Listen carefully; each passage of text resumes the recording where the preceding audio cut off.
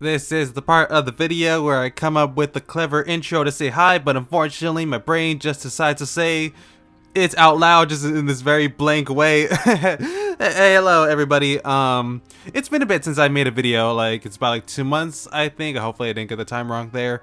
I'm coming back quickly just to talk about this big anime announcement because I think I very much have started talking about Yuri more as this channel has gone on, like slowly since that Yuri video. I guess it started Princess Principal actually, but today we're gonna be talking about the I Want to Love You to Your Dying Day anime announcement, because that is actually kind of relevant to my own interests, considering I made a video in my video about 3 Yuri manga, or like I guess manhwa counting one of them.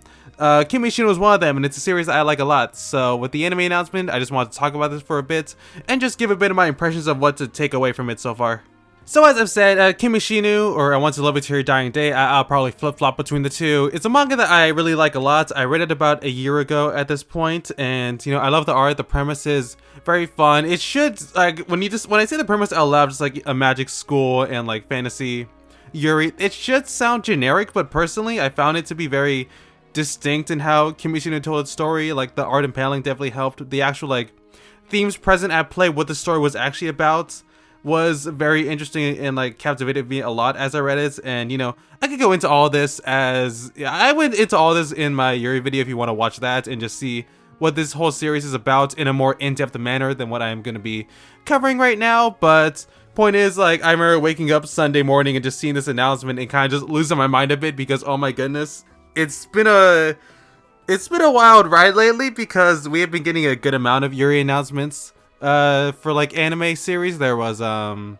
on a Rainy Nights, there was This Monster Wants to Eat Me, there was Watanare, I forgot what the actual name of it, No Way I'll Be Your Lover or something like that. I'll put an image on screen of it.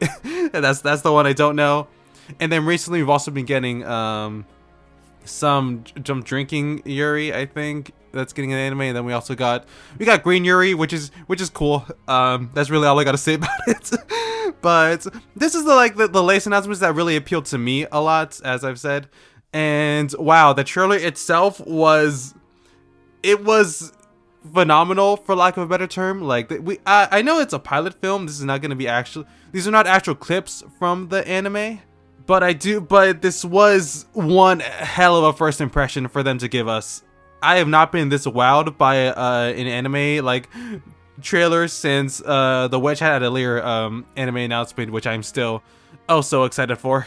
The studio itself seems pretty new to me. Like I'm not really very familiar. It's by a studio called Roll 2, and I don't really know much about what they've done. I see that I think they're gonna be helping with Watatabe, This Monster Wants to Eat Me as well. They did some other stuff that looks like Yuri. I know they did a Higurashi anime that had Yuri in it, but I am not very familiar with them. Or actually the staff. Actually, the staff I do have a bit of familiarity with, because the script and series composition is being done by Hanada Juki. They've done Girls Band Cry, Love Live, Blooming to You, Soniphonium, Steins Gate. This script and series composer, they've done a lot of series that get high praise, and I watched a few of these, and one thing I can say is that they're very good about structuring a lot of these episodes from what I've seen, because I love A Place for the Universe. That's the one they did. Girls Band Cry was fun. Medalist, I've not been watching the anime a bunch, but I have been reading the manga. And I hear great things about Soniphonium too.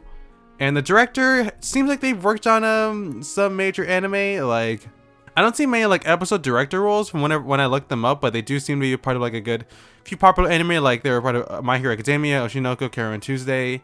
So yeah, that seems it's always kind of nerve-wracking when being given Yuri anime announcement, just seeing, okay, what are the actual staff, who's the studio, who's working on this. But right now I'm gonna remain optimistic. This seems like they've got good hands on board, especially looking at what else the studio has done, because while they don't have a whole lot of anime all their own, they do seem to work on a lot of other anime and help assist a lot with them, like Apothecary Diaries, that's another one I really like. Dyna Zenin, just a bunch of other series that they seem to be a part of. So while like their own original catalog is not very big. They seem to do good work. That's the kind of the vibe I'm getting based on what I've looked up from them. And if that trailer is any indication of what the series can look like, then oh my god, that's gonna be actually insane to look at. Because what I think, besides just the trailer looking like really good, I think another thing I appreciate a lot about it is how much it captures what the series is, if you ask me. Like, the appeal of I Want to Love You Till Your Dying Day, for me at least, is how good it is at blending these dark and both very sweet elements to its story. Like, the tragedy and the hearts are very much go hand in hand all throughout the story, and while that should create whiplash, actually reading it, I think it all comes together extremely well and gives us a very honest and sincere tone. And watching this trailer very much gave me that vibe. Like, there's a lot of flashy animation of one of the main characters, Mimi. She's in the midst of battle, and by the end it gets very brutal for her. But also during that, we get two other main characters, and it is very. I love how intimate it portrays their relationship. And I know, you know what, if it's, just to say this out there, if y'all think this is some, like, meant to be some horny shit, I think you should go to hell. just because, like, those scenes of, like, those two together, it's not meant to be, it's not in that way at all. It is wholly meant to just be a very intimate moment between these two girls that are very much in love, that are also in the midst of this very tragic and cruel war that they are stuck in. And I think that type of balance is something that this trailer very much understood, and beyond just the visuals being very pretty, it captures this tone in a very grand way. Because, like, you know, productions are very good, but also you can feel the trailer getting more intense as it goes on. Just the way the battle with Mimi escalates, the way that we start seeing those characters that were just together also be stuck in this war too, and just, I think this is just like a really well made a preview for the series. Like, I think if I didn't know the series, just by watching this trailer, I think I would become interested in it. Like, I actually did see that firsthand. I showed this trailer to, like, some people, and I saw someone who, like, who I don't even think watches much Yuri just get really interested in this, and I think that's very fun.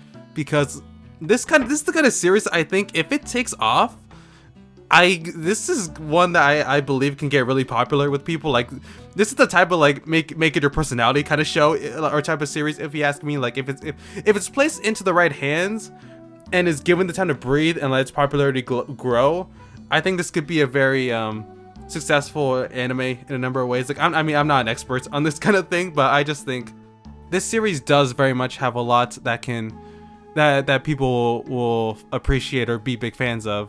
And like, you know, the world definitely needs more well-made Yuri anime, just to specify. Yeah, because the last time I saw one was probably Magic Revo, or I could say the full name, just the Magical Revolution of the Reincarnated Princess and the Genius Young Lady. There, yeah, I have that name memorized. I do. I don't like how long it is, but I do. But, like, I remember that anime being, it's a very well made one. I don't remember how popular it got, but I think this one, I like this series more personally as, like, a take on fantasy and, like, that type of elements, because it doesn't feel what's the word I'm looking for? I don't want to say tropey, cliche maybe, because, you know, something like Magic Revo very much wears. This is not me slandering it, by the way. I'm just like bringing up a comparison point for why, like, I feel like these two series are different. Is that Magic Revo is very much using it's very unabashedly using its isekai elements in its world building and such, while Kimishinu, it is actually very light on all the fantasy elements. It doesn't shove it in your face to a very absurd degree. Like, it's not trying so hard to just take place in a fantasy world, because, like, I think all the magic that this series gets into, it is always in service of something very specific to the characters and its themes. Like, you're not given the deep intricacies of how, like, magic in this world works and how it works for combat, because magical combat is not actually a focus of this series. Like, it's an element that these characters have to deal with, but it's not something that is shoved into your face as something that you need to deeply understand. The point of it is just a fantasy, like a fictional world for where these girls are forced to fight, and a lot of loss is taking place as a result of that. If you are interested in this series, I would highly recommend reading the manga still, because you know it's still first volume. You can go ahead and buy that. It's just I'm not trying to be a shill, but I'm just plugging. Might as well buy support the series officially if you are interested in the series. Based on what we've been shown, and based on based on what I've been talking about like why I think this series can be very appealing, I am very hopeful. I'm gonna put my eggs in a basket and just be very hopeful about this series. Also, the poster as well is very great. I look at that and it's like it's very well made.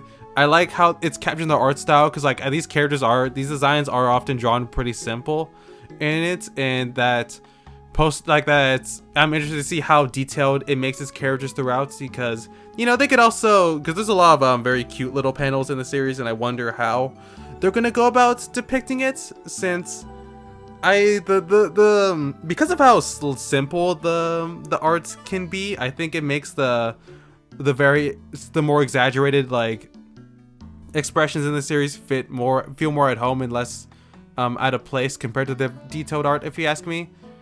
And looking at this poster right now, it very much is on the detailed side, so I'm curious how much the art can be how simple the character designs are actually gonna be. But just looking at it still, it's a very striking poster, if I can put it one way.